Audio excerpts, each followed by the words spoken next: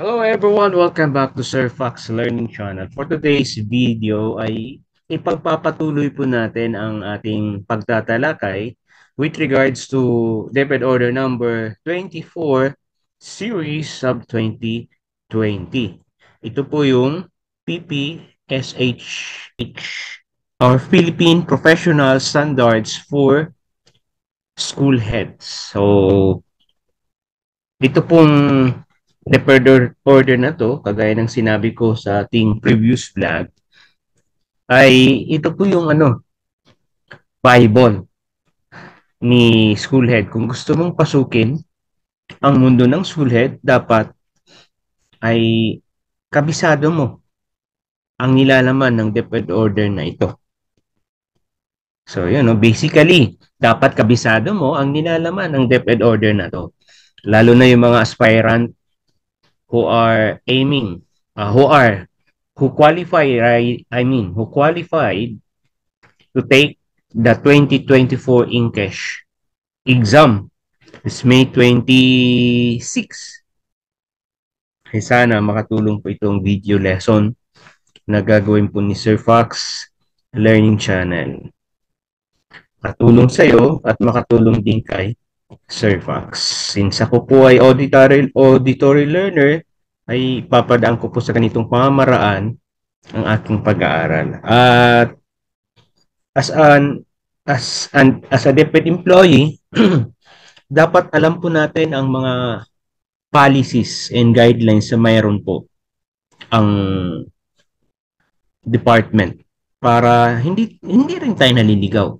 Lalo na kung nag-aspire ka as a school head, much more. Kasi yung 5 domain, kaakibat po nun yung mga policies and guidelines. At yung mga policies and guidelines na mayroon po doon, dapat alam mo rin. Later on, papasukin po natin ano-ano yung mga policies and guidelines na mayroon po ang bawat domain ng Philippine Professional Standards for School Heads or PPSSH. Okay?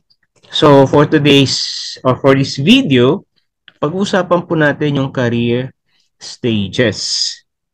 So, sa bawat domain kasi mayroong career stages. And that career stages, kung ikaw ay aspirant para kumuha ng exam, dapat may mga keyword ka dito. Why? Sometimes, itinatanong sa questions, anong career stage? Sa domain na to, sa strand na to, dapat aakto si school head. O, diba? Kaya talagang madugo to eh. Sige, pag-usapan po muna natin yung career stage 1. Sabi po dito, career stage 1, aspiring school heads have acquired the prerequisite qualification for the school head position. Have acquired. Sa career stage 1 yan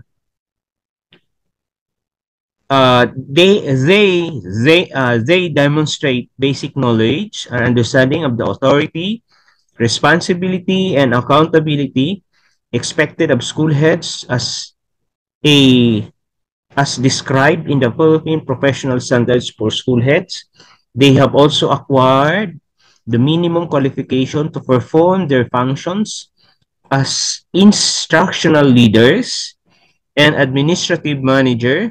They are equipped with exceptional teaching or leadership skills described in the career stage 3 and of career stage 4 in the Philippine Professional Standards for Teachers or other relevant equivalent qualifications and experiences. So, career stage 1, ang sabi, have acquired the prerequisite qualification for the school head position.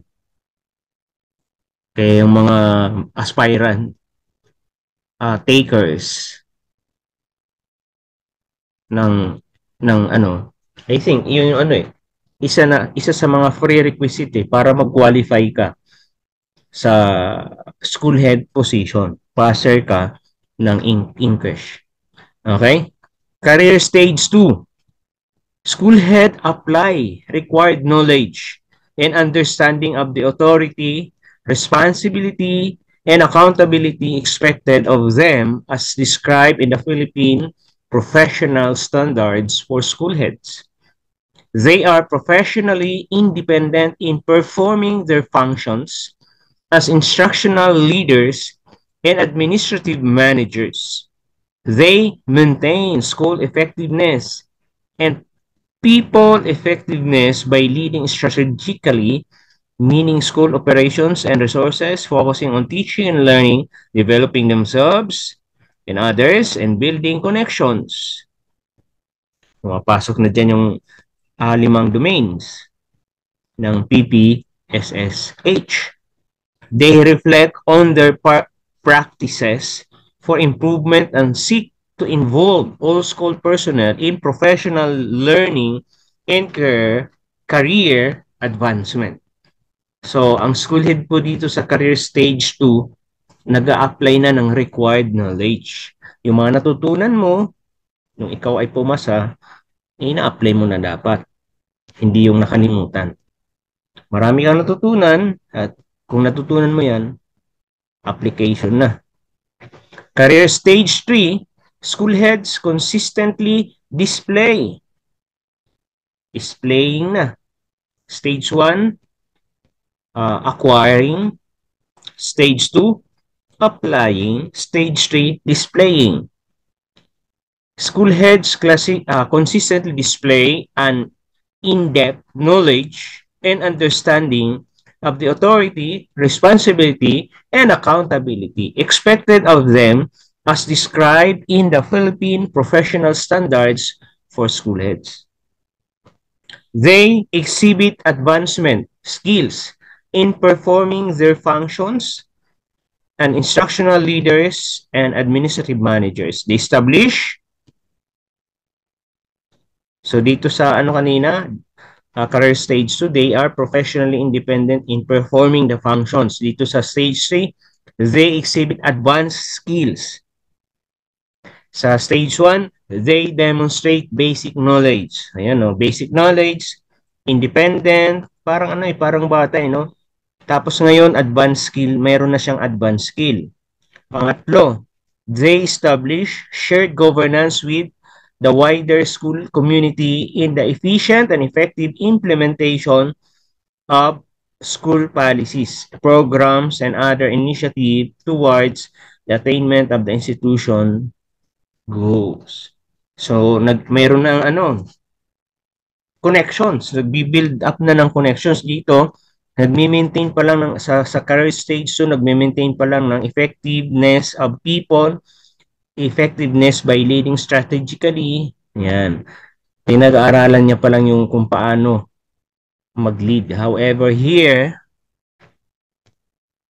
nag-establish na. Expanding na yung kanyang pamamalakad. Sa career stage 1, they also acquired minimum qualifications. Equipping pa lang.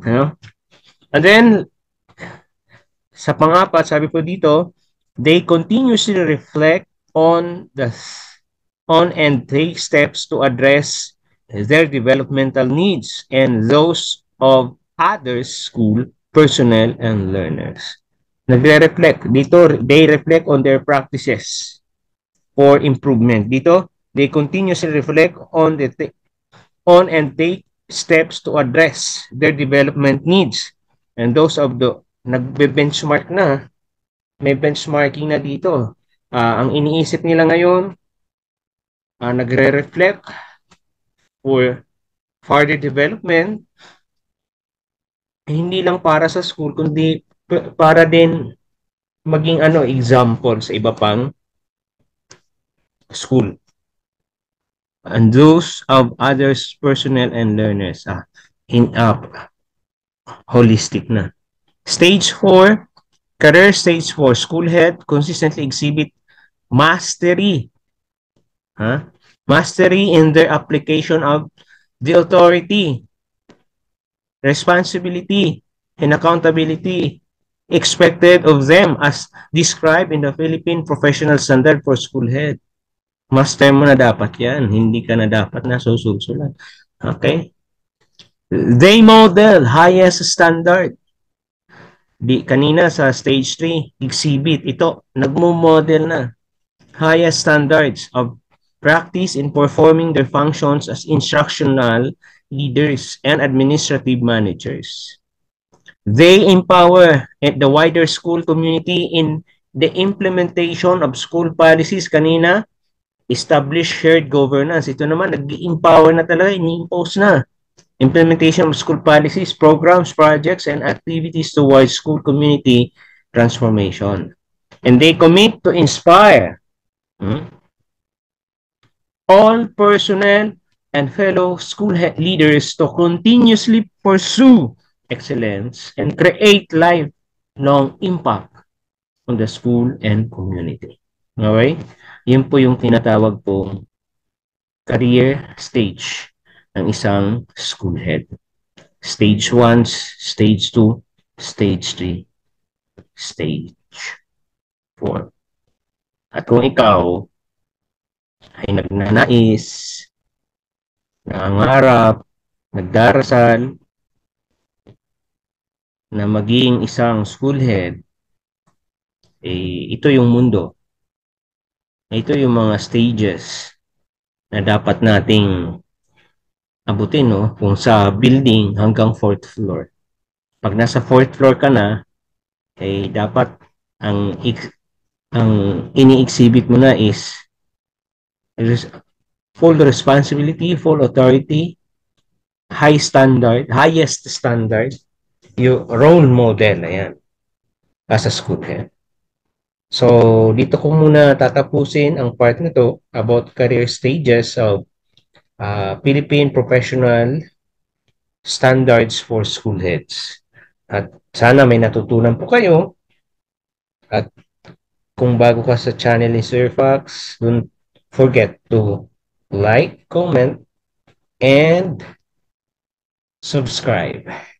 Thank you for watching. Kung ikaw ay applicant ng English, good cheer and God bless for your preparation. Happy learning!